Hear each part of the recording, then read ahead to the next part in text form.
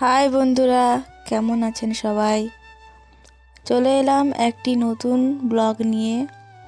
আজকে আপনাদের সঙ্গে কাঁটা মুকুট গাছটিকে নিয়ে কথা বলবো। শীতকালে কাঁটা মুকুট গাছের ফুলে ফুলে ভরে ওঠে। এটি বাগানে রাখলে বাগানের শোভা বাড়ে। গাছটিতে তেমন যত্ন না নিলে হয়, তবে সব সময় খেয়াল রাখতে হবে গাছের গোড়ায় যাতে জল জমে না থাকে। এটি একটি ক্যাকটাস জাতীয় গাছ, তাই এর গায়ে গাছটিতে তেমন সার না দিলেই চলে। সার না দিলেও গাছে ফুলে ফুলে ভরে থাকে, প্রায় সারা বছরই ফুল দিতে থাকে।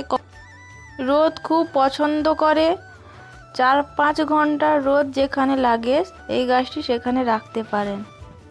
এই দেখুন, আমার কাঁটা মুকুট গাছে কুঁড়ি এসেছে, কুঁড়িতে কুঁড়িতে ভরে গেছে, কিছু ফুলও ফুটে গেছে, আরও কুঁড়ি আসার সম্ভাবনা। আমি গাছে সার বলতে তেমন কিছু দিইনি, কেবলমাত্র জৈব সার দিয়েছিলাম একবার। আর আমি গাছে প্রয়োগ করি সবচেয়ে সুন্দর জিনিস, যেটা ওই পেঁয়াজের খোসাকে ভিজিয়ে রাখি 24 ঘন্টা, তারপরে ওই জলটা গাছের গোড়ায় দিয়ে দিই। পেঁয়াজে থাকে পটাশিয়াম, যা গাছের কুঁড়ি আসতে সাহায্য করে, গাছকে অনেক হেলদিও রাখে। সপ্তাহে একবার করে আমি এই সারটি প্রয়োগ করি। এটি অনেক রকমেরই হয়, সাদা, হলুদ, লাল, গোলাপি। গাছটি অনেক ছোট, তাও দেখুন কত সুন্দর ফুল ধরেছে। প্রায় সারা বছরই ফুল দিয়ে থাকে, শীতকালে একটু বেশি ফুল হয়।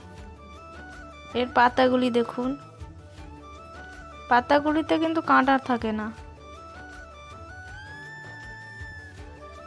প্রচুর রোদ পছন্দ করে, সারাদিন রোদে রাখলেও অসুবিধা নেই, জল খুবই কম লাগে।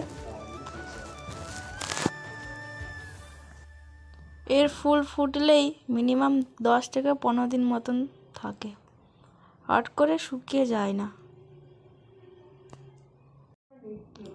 4-5 ইঞ্চির টব হলেই হবে, বেশি বড় জায়গা নেয় না।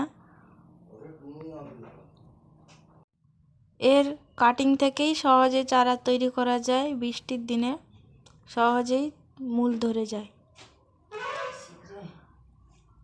আমি শুধু বালিতে লাগিয়েছিলাম, আপনারা চাইলে দোআঁশ মাটিতে লাগাতে পারেন। 50% বালি, 50% মাটি।